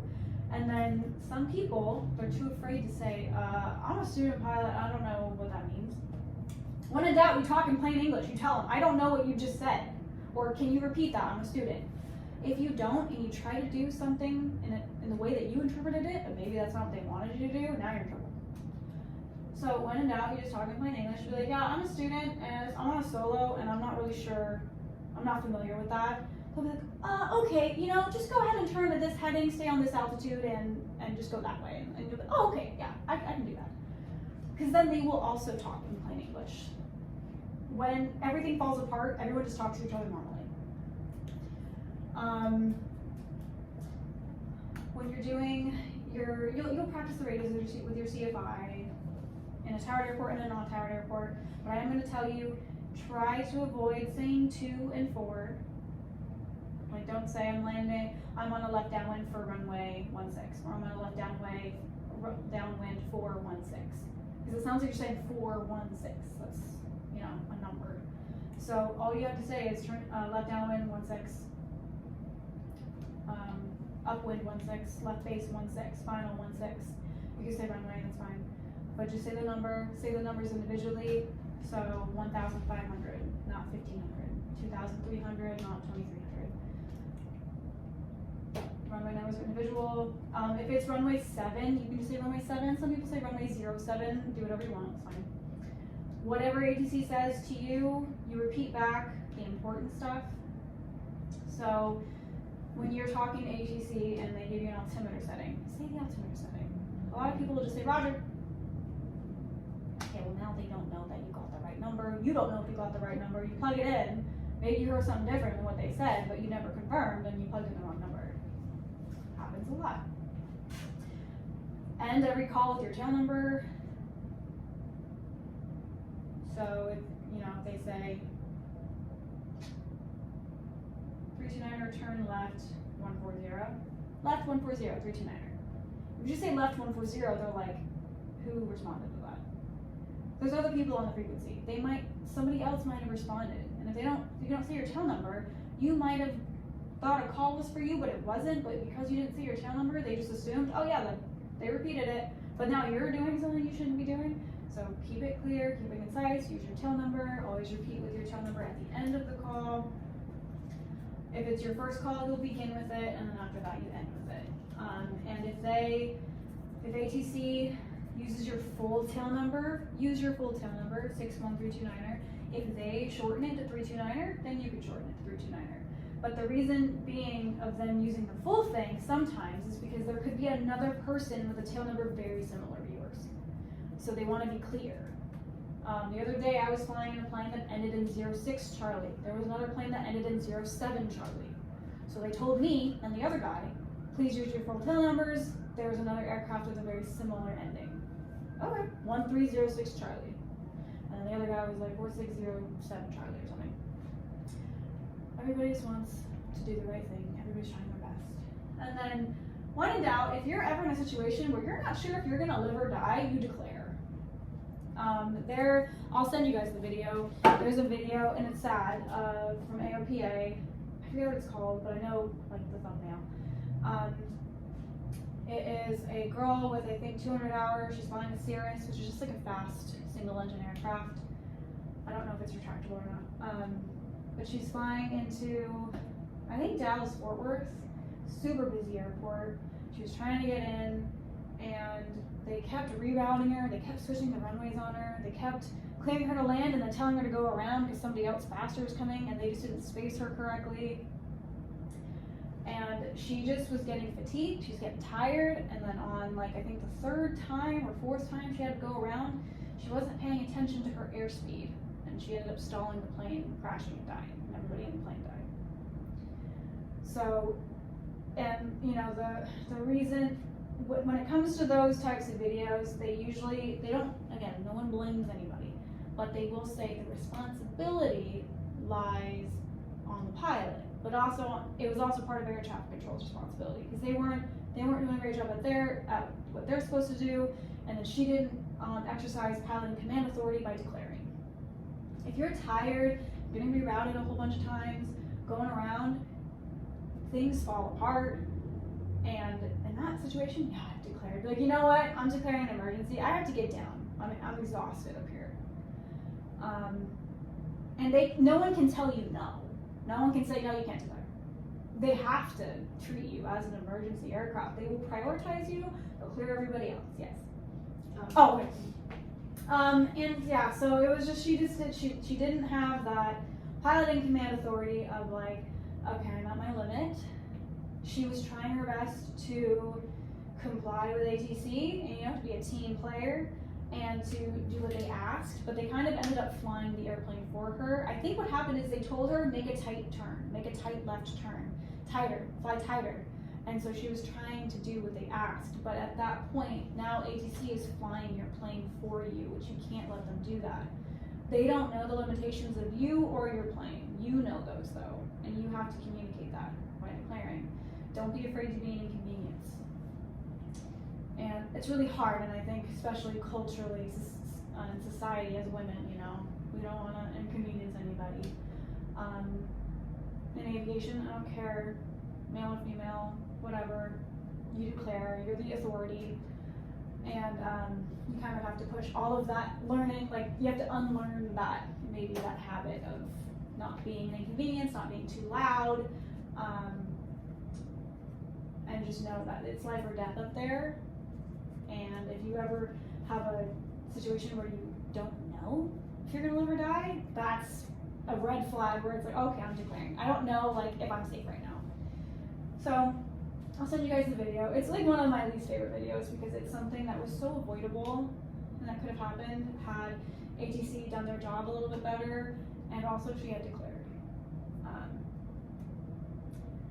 do they record if you declared an emergency? I mean, do you have to later go back and file a report? Sometimes. So sometimes, yeah, they'll ask for like once you're on the ground, they'll get your contact information and they'll have you fill out a report of like why you declared, what the situation was, who was involved. A lot of the time though, they don't. So I think that's another thing a lot of people are scared of is they're like, I don't want to do like all the paperwork and have to talk to all these people. A lot of the time, if you just land and you contact like the tower, for example, and you're like, I was just tired and you guys were rerouting me and I needed to get down, I was losing control of the aircraft, and then that's kind of it. They just have a conversation with you. And then, you know, it's like, okay, well, everybody's fine. No one got hurt. Great. It's a great day. Everybody did their job. So most of the time, they actually won't have you do anything. They'll just have a conversation and then you're done. It kind of just depends. You know, maybe if there was damage somewhere, they might ask you to file a report. Yes. Is there ever a time you would get in trouble for declaring? If it's not a real emergency, that's really the main one. If you're declaring and you're not actually an emergency, but maybe you're like, well, I just wanted priority. I had to pee. It's like, okay, it's not really an emergency. Sorry, you know, you should have probably thought about that. And so yeah, if to get in trouble, yeah, it would just be, you know, once they contact you and they're like, okay, what was the nature of the emergency? Oh, nothing. I just had to go to the bathroom. I'm just curious because like for flight attendants as well, we can like fatigued, we can call fatigued. Oh, but okay. it has to be in reason, right? And then they investigate that. So like, would they still do that if you're like calling an emergency just because you're tired? If it's a fatigue thing, I think honestly it just depends on like the airport you're at, the airspace, who else it affected, you know, maybe if it's at SFO versus Chico. Chico, they're like, whatever. SFO, yeah, they might investigate it because you put a ground stop on everybody or something. So it just depends. Yeah, so I'll send you guys that video in the text for everyone to watch. I show all my, like, especially my female students that, just because I think it's more common to happen with the female. Men do stupid shit all the time, they don't care. So, I think the other situation where you probably have to file a report is if you declare an emergency because you're like running out of fuel. It's like, okay, well, why did you run out of fuel? Like, you know, Yeah. sounds like pilot error, which it happens. That being said, if you run out of fuel, yeah, be honest. Hey, I messed up. But sometimes, I've seen it, people, like, so every time when you pre-flight, if you get fuel, like, and you have someone else fill up, like Jet Center, I always still double check that they put the cap on right. Because I've seen it happen with somebody take off, and I can see their fuel cap just fall off onto the runway, and I was like, such and such, I think your fuel cap on your left wing is on the runway. And so then they came back, and it was fine, you know, thankfully. But that happens too. So it's like, yeah, you had fuel starvation because you didn't realize that your fuel cap fell off. So yeah, different situations. Everything's different. Depends. But I think that's it. That's all I had. Ended a little early. Any questions on airspace? Airspace is kind of one of those things where you have to memorize it, just rote memorization, so you're really just remembering as it's written. And then the check ride is when you're gonna have to apply these concepts. And it'll usually be a situation of like, could you take off out of this airport with these weather minimums? Or could you take off out of this airport if the ceilings are at 1,000 feet? So that's kind of two questions in one. It's an airspace question, what airspace are you in? And then it's a, well, what are the weather minimums in that airspace? And then you could even throw in a third question. What are your personal minimums? Or do you think it's safe? Would you do that? So it's kind of, it's a complex, layered question of, could you take off out of McClellan if the ceilings are this and the visibility is this? And it could be complicated because it's like, yes, I could, technically, legally, but I would not. And then usually they might just leave it at that. They'll be like, hey, good answer, great. Or they'll be like, well, why not? Well, it's outside my personal minimums. My personal minimums are this. I need a minimum ceiling of this, minimum visibility of this for me to take off comfortably. And it's just, that doesn't seem safe to me. Okay, great. So that would kind of be an example of like a check right question. But most of these questions and this topic be covered during the oral. Yes. Yeah, I'm trying to think. Have I ever been asked an airspace question? I'm not really in the air.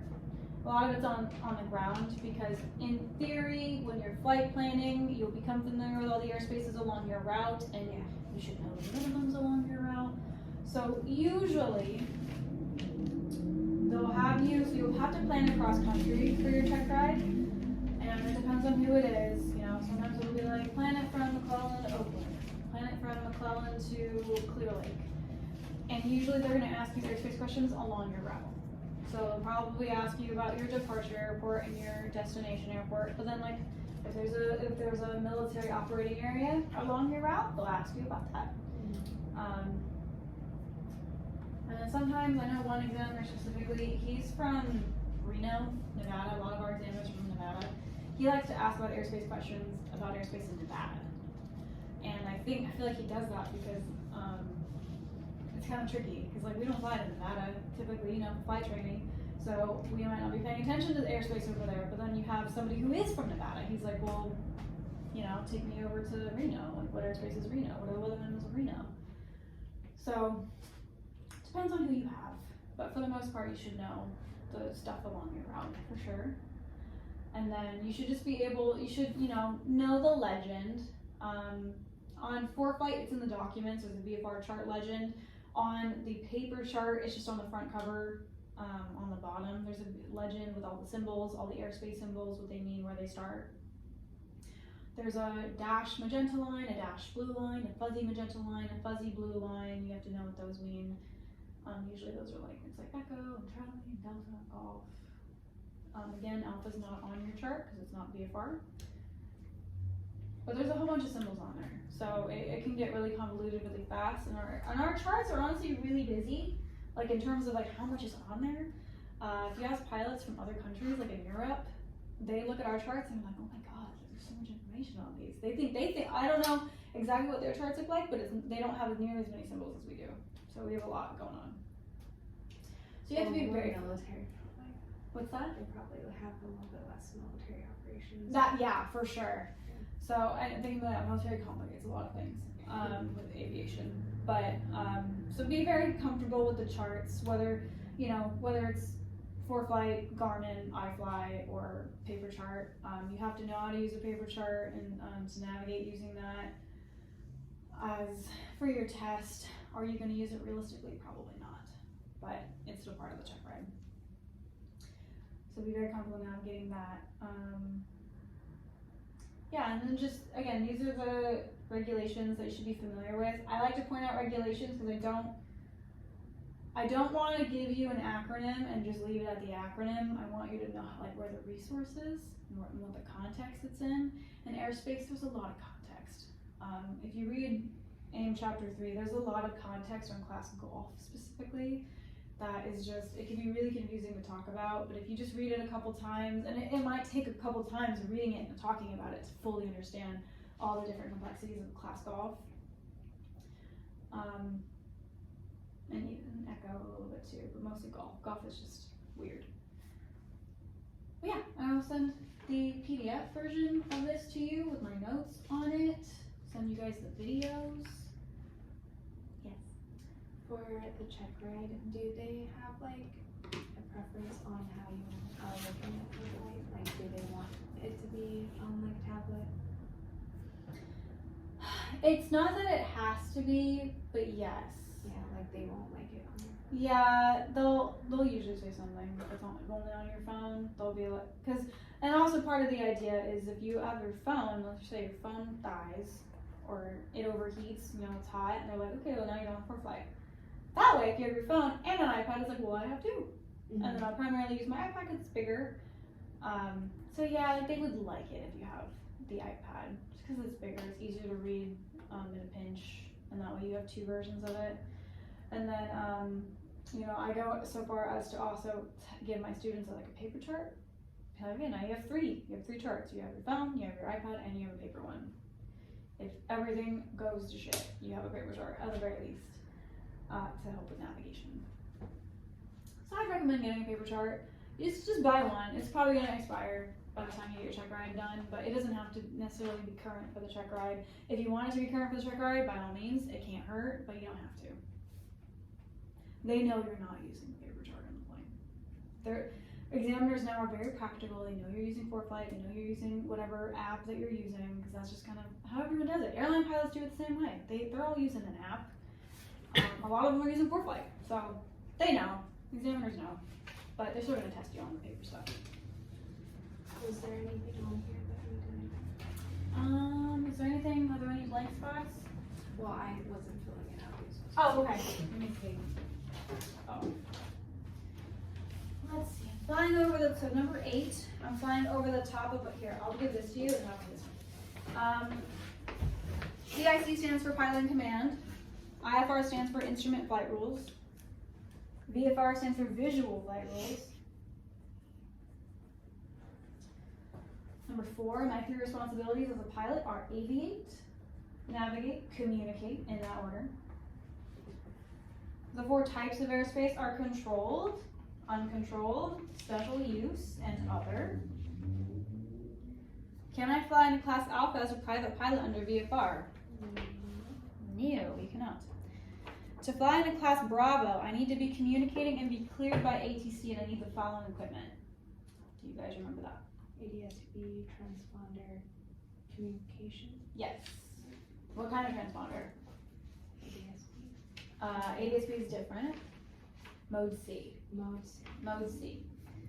If I'm flying over the top of a Class Charlie outside of its ceiling, but I'm within its lateral boundaries, I still need to have the following equipment. That would be ADSB and Mode C transponder. Class Delta, ceilings typically extend to 2,500 feet, AGL. The purpose of a Class Echo transition is to, I would say, provide separation for IFR traffic.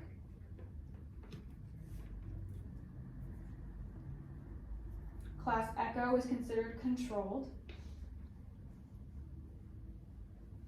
I'll go slow because I know you guys are writing.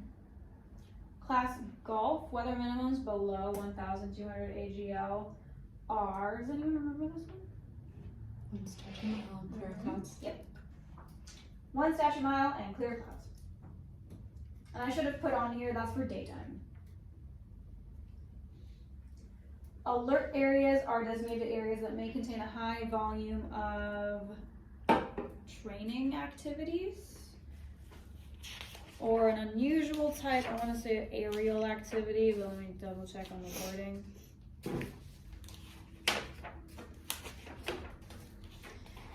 Yeah, high volume of pilot training or unusual aerial activities.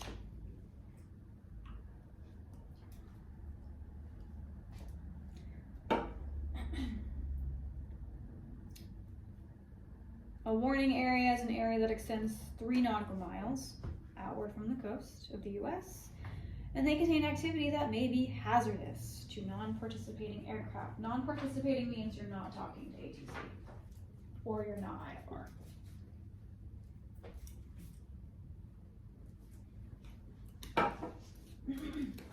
Can you fly into an alert area? Yes. If so, is there anything you need to do prior? No. You know, exercise extreme caution. Yeah, you can put that down.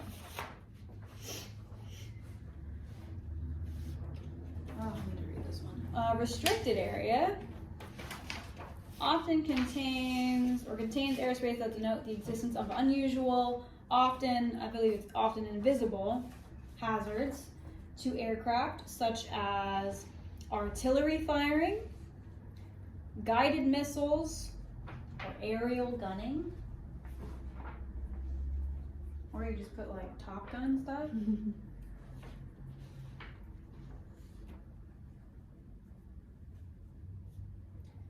Oh, actually, I'll wait. You guys are right.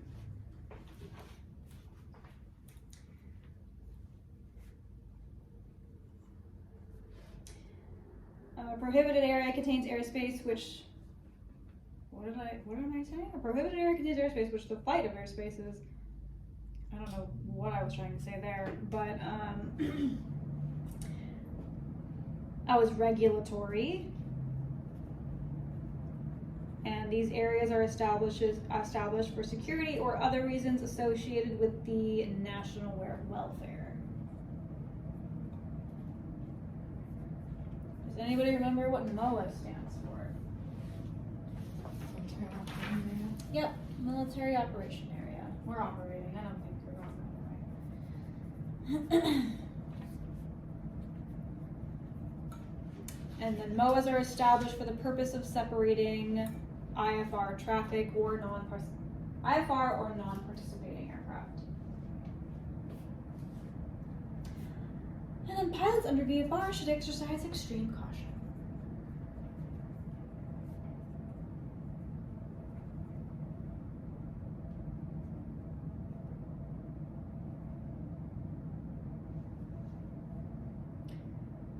And then controlled flying areas are not charted because they do not cause non-participating aircraft to change course.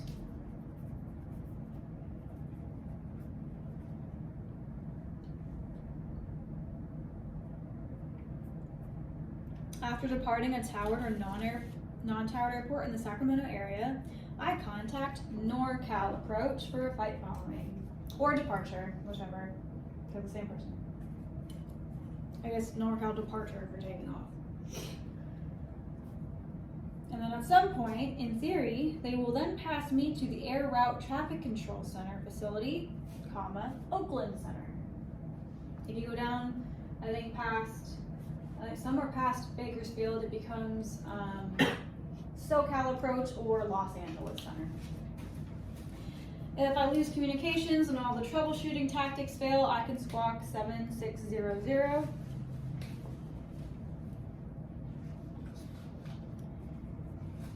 Steady green light signal means clear to land or clear to take off, depending on if you're in the ground or the air.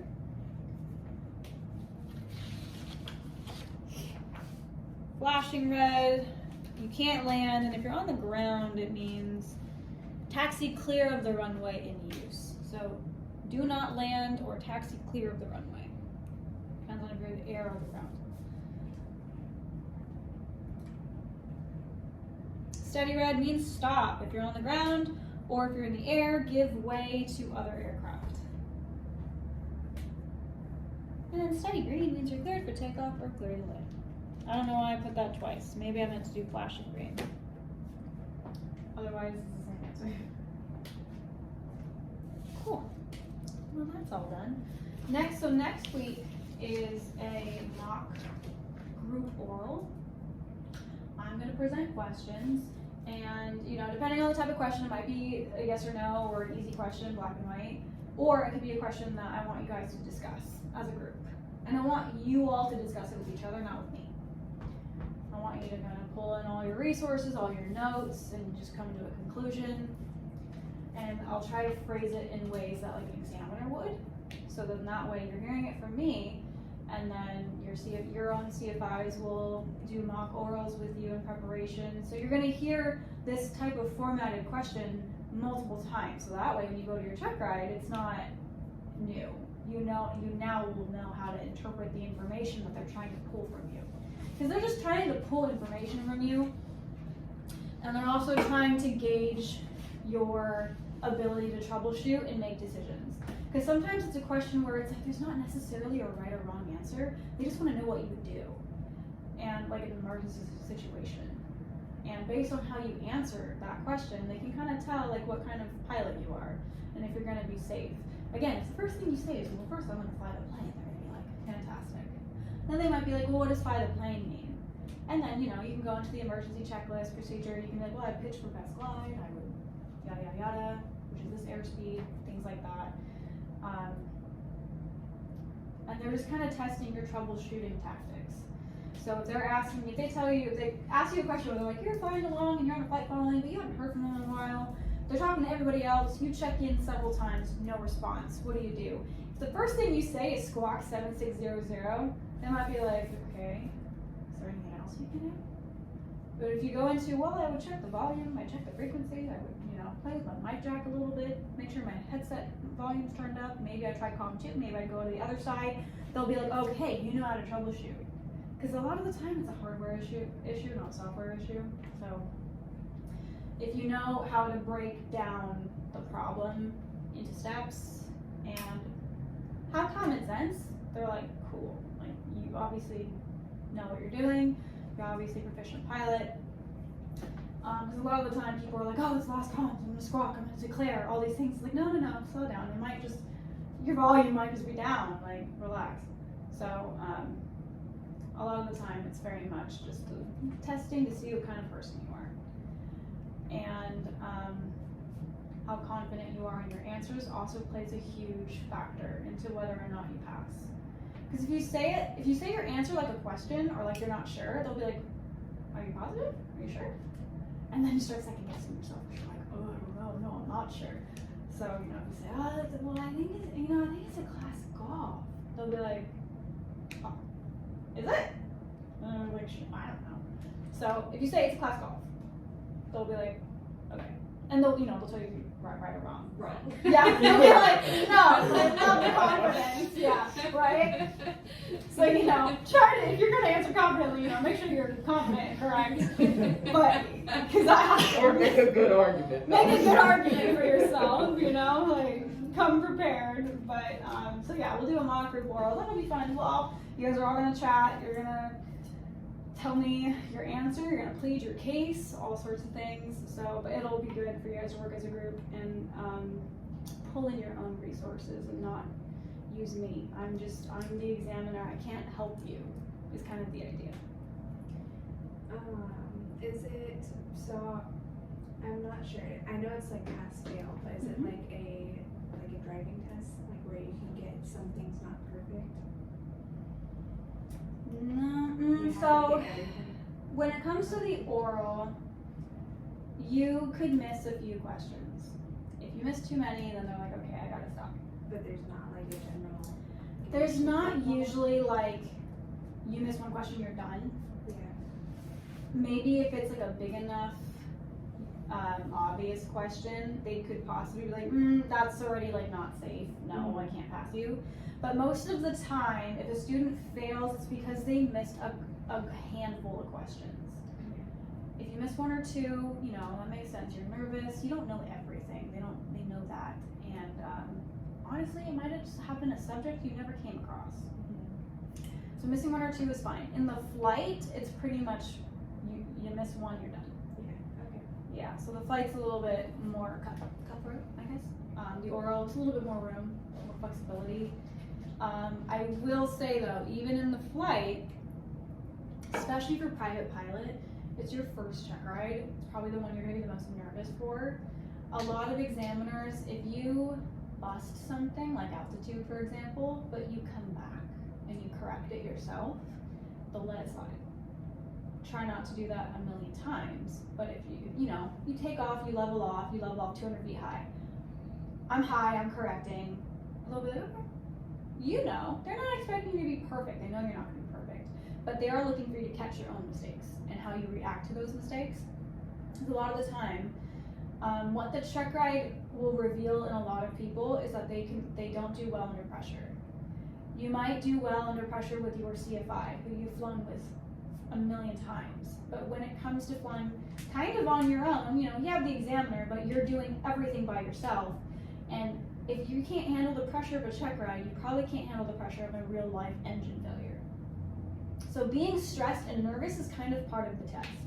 You have to be able to handle your stress and your nerves and complete all of the tasks within standards. And if you don't, you need to be able to correct yourself and come back from that.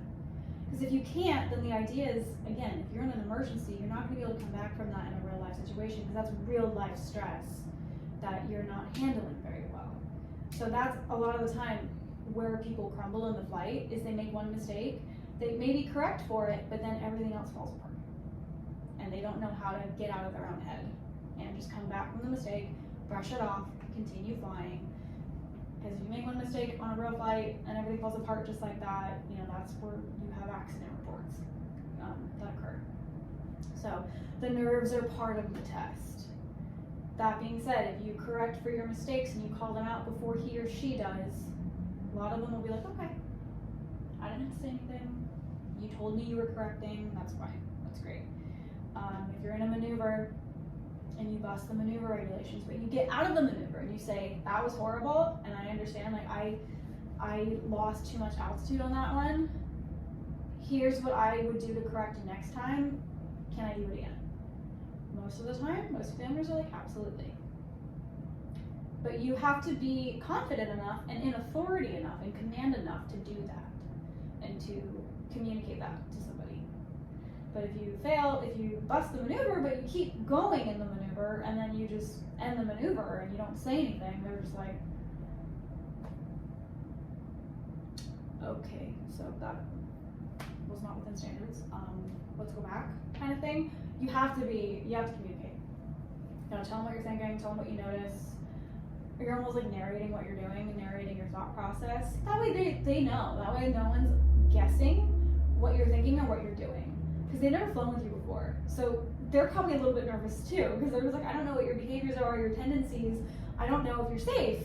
I've never flown with you before. But if you communicate, here's what I'm thinking, here's what I'm gonna do. I messed up there, let me fix it. I'm gonna deviate over here a little bit because there's higher terrain on this side. They love that. I love that as a CFI, especially if I'm doing a stage check with someone I've never flown with. The more you communicate with me, the more at ease I feel. It might feel silly to narrate everything, but it helps a lot, and it stands out a lot too. So talk a lot, talk out loud. When you fly solo, talk to yourself. Brief everything to yourself, even though there's no one there. Do all of your normal briefings anyway. Act like there's a passenger with you, because then that way you're also reminding yourself of the information. You're instilling in yourself, like, here's what I'm gonna do if I lose my engine on takeoff. If you tell that to yourself, you're kind of like memorizing it, and if that actually happens, you've already briefed it, you know what to do. If you stop briefing it when you're by yourself, eventually you're kind of gonna forget what the plan was, and then it actually happens, and then you're like, oh shoot, what did I say I was gonna do? So just brief yourself, talk to yourself a lot. And I know it feels silly, but just do it. I have a lot of students that have a struggle with talking to themselves, so I will like do a traffic pattern demo where I'm doing the whole traffic pattern. I talk a lot, if you couldn't tell, obviously. And they're just like, I was never guessing what you were doing. I always knew what you were planning. I always knew what you were thinking. And I was like, yeah, that's what I want. That's what I want you guys to do too. Especially if you're flying with someone who's never flown with you. You're CFI, I'm guilty of it too. I might get a little bit complacent with students because I'm like, I know what you're doing. I know that you're deviating off to the right because you don't want to hit the airplane that's parked there. I know that. You're deviating from the taxi lane. Cool. But the examiner might not know that. And he's like, okay, so you don't know the taxi? Like, you're supposed to be a private pilot? Like, you know? So don't get too complacent with your CFI. And then at CFIs, we try to also like, hey, we try not to be nagging, but like we kind of have to be like, hey, dude, remember, tell me why you're deviating. Tell me why you're doing that. Tell me why you're doing that. I know why, but they're not going to know why. Someone else is not going to know why. Yeah, that's my tangent. Yeah. That's all I have for today. Bye.